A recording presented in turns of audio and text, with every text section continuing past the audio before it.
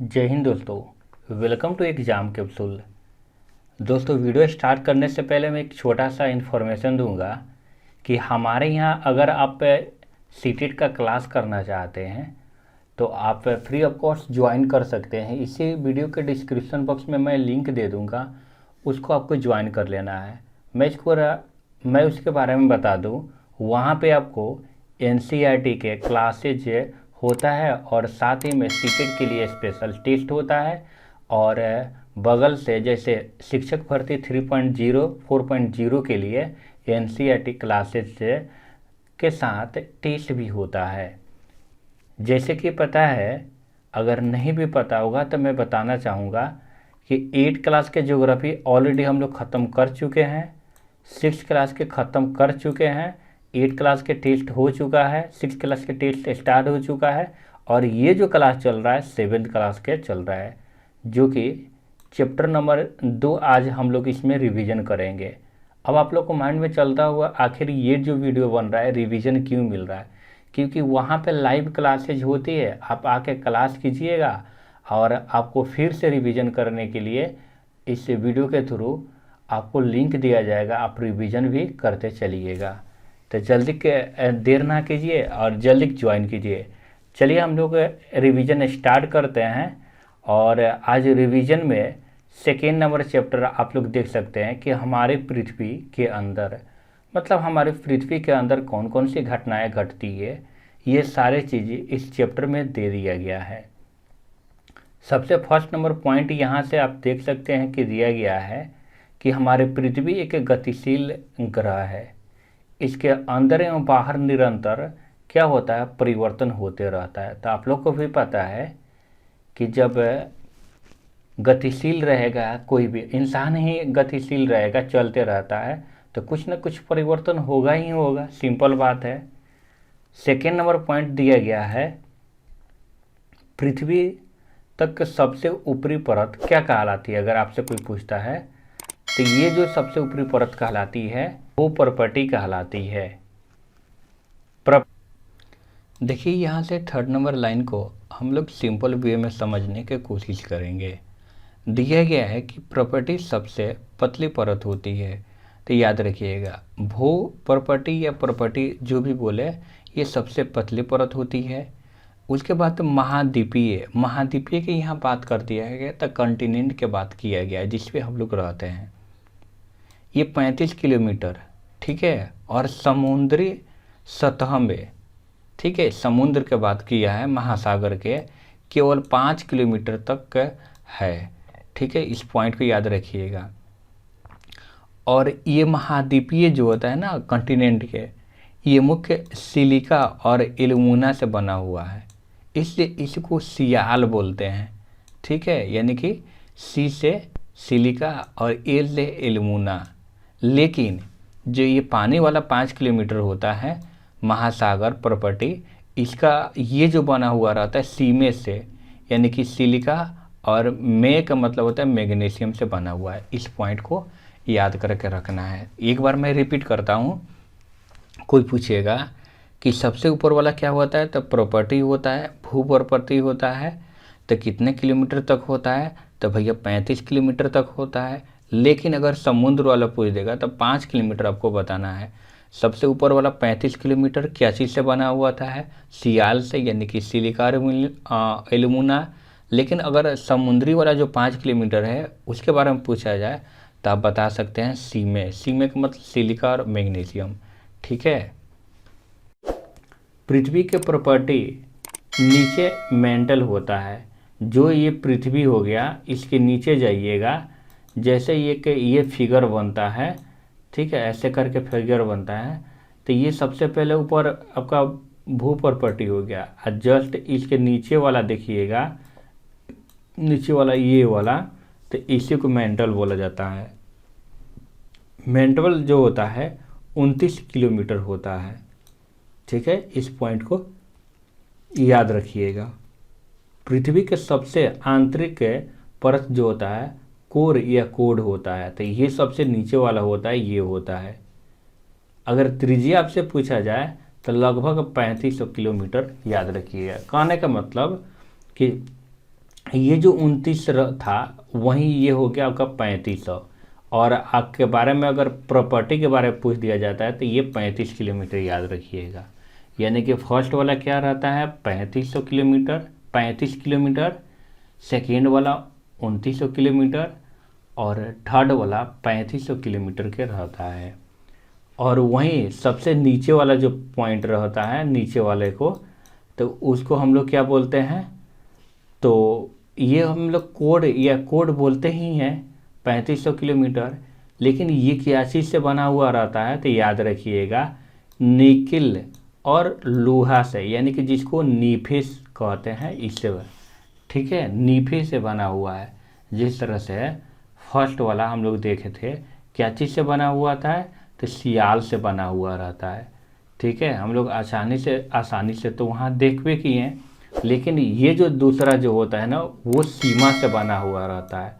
ठीक है, तो याद रखिएगा फर्स्ट वाला सियाल, दूसरा सीमा और थर्ड वाला जो होता है वो नीफे से बना हुआ रहता है। इस पॉइंट को याद रखिएगा। केंद्रीय कोड का तापमान एवं दाब क्या होता है, काफ़ी उच्च होता है। तो याद रखिएगा क्यों होता है, क्योंकि जितने नीचे आप जाइएगा उतना उसका जो टेम्परेचर होता है वो बढ़ते जाता है। यहाँ से पॉइंट देखिएगा, पृथ्वी के आयतन का केवल 1% जो होता है प्रॉपर्टी होता है पूरे पृथ्वी के आयतन के। सेकेंड वाला जो मेंटल हम लोग देखे थे मेटल, तो वहाँ देखिएगा तो ये जो होता है 84% होता है और सबसे नीचे कोर होता है वो 15% का होता है। यानी कि सबको ऐड कीजिएगा 100% अपने आप में हो जाएगा।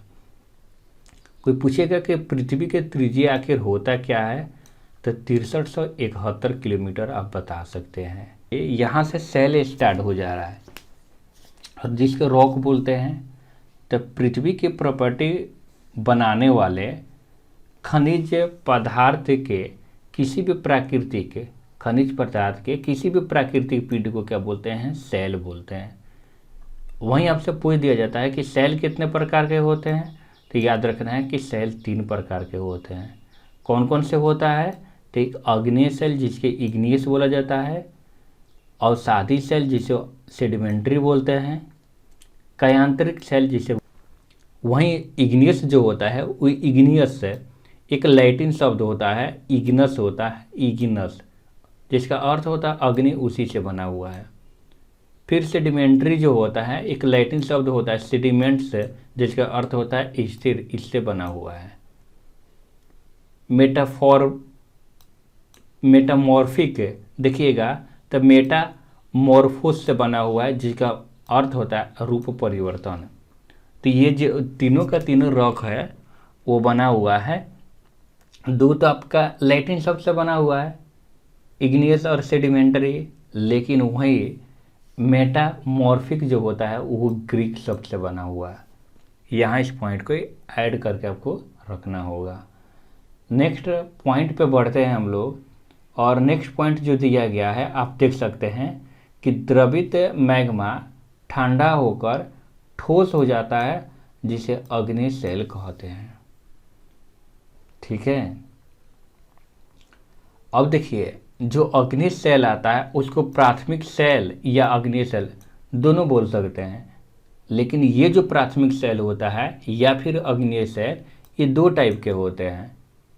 एक होता है अंतर्भेदी और दूसरा का बहिर्भेदी, ठीक है, सेल होता है। अब दोनों में फ़र्क क्या है, आपसे अगर कोई पूछ देता है तब बता सकते हैं कि द्रवित मैग्मा कभी कभी भूपट्टी के अंदर गहराई में ठंडा हो जाती है और इससे जो सेल बनती है उसी को अंतर्भेदी सेल बोलते हैं। इसका एग्जाम्पल ग्रेनाइट होता है। मतलब जब ज्वालामुखी स्टार्टिंग होता है तो जो मैग्मा होता है वो क्या होता है, नीचे ही फुस दे करके और ठंडा हो जाता है। ठीक है, उसी को हम लोग क्या बोलते हैं, अंतर्भेदी बोलते हैं। जैसे ग्रेनाइट उसका उदाहरण हो गया। नेक्स्ट पॉइंट है बहिर्भेदी क्या होता है, तो द्रवित मैग्मा पृथ्वी के सतह पर आता है और तेजी से ठंडा होकर ठोस बन जाता है, और इस प्रकार से जो सेल बनता है उसी को बहिर्भेदी अग्नेय सेल बोलते हैं। जैसे आप देख सकते हैं बेसाल्ट, और बेसाल्ट के उदाहरण आप देख सकते हैं ढक्कन का एक पठार होता है, ये सब उसी के अंतर्गत आते हैं। ठीक है, एग्जाम्पल आप यहाँ से ले सकते हैं। अब नेक्स्ट पॉइंट जो होता है, जैसे हम लोग देख लिए अग्नेय, दूसरा तो सेडिमेंट्री देखेंगे, लेकिन सेडिमेंट्री देखने से पहले यहाँ से एक कंसेप्ट देखेंगे कि सेल जो होता है लुढ़क कर, चटक कर और एक दूसरे से टकरा कर छोटे छोटे टुकड़े में बच जाते हैं, और इन छोटे टुकड़े को क्या बोलते हैं, अवसाद बोलते हैं। और ये अवसाद हवा, जल आदि के द्वारा एक से दूसरे स्थान पर पहुंचकर जमा कर दिए जाते हैं, और ये जो होता है ना दृढ़ अवसाद बनकर क्या हो जाता है, कठोर होकर सेल परत का निर्माण कर लेता है, या परत बन जाते हैं, और इस प्रकार के जो सेल होता है उसी को अवसादी सेल बोलते हैं।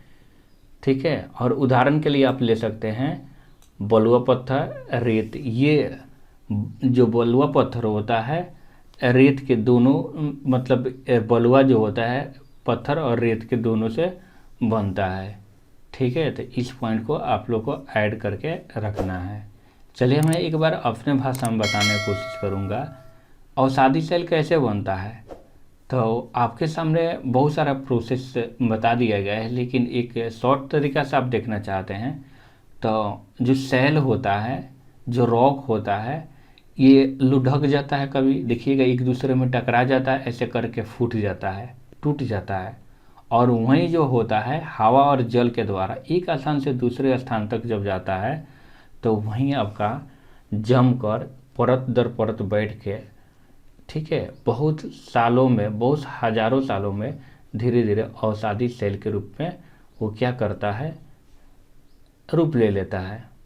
अब हम यहाँ से देखेंगे नेक्स्ट पॉइंट कि इन सेलों में पौधा, जानवर और अन्य सूक्ष्म जीवाणु जो कभी भी इन सेल पर रहे हो वो जीवाश्म में भी हो सकते हैं। मतलब कहने का मतलब कि कहीं ना कहीं अवसाद जाकर जमा होगा तो वहाँ पर जानवर, पौधा या सूक्ष्म जीव कोई भी होगा वो आसानी से दबा सकता है, और जब दबा सकता है तो उसमें जीवाश्म में पक्का मिलेगा। ये बताने की कोशिश कर रहा है, ये दिया रहा है कि अग्नि और अवसादी सेल उच्च ताप और दाब के कारण, देखिए ताप और दाब के कारण कैयांतिक सेल में क्या हो जाता है, परिवर्तन हो जाता है, चेंज हो जाता है। उदाहरण के लिए देख सकते हैं चिकनी मिट्टी स्लेट में, ठीक है, उसी तरह कोई पूछेगा चूना पत्थर क्या, तो संगमरमर में चेंज हो जाता है। यानी कि अवसादी सेल होता है या फिर अग्नेय सेल होता है, वो ताप और दाब के द्वारा चेंज हो जाता है। ठीक है, उदाहरण के लिए कोई पूछेगा कि चिकनी मिट्टी क्या चीज़ में चेंज होता है, तो आपको बताना है स्लेट में। अगर आपसे कोई पूछता है कि चूना पत्थर किस में, तो आप बता सकते हैं संगमरमर में चेंज होता है।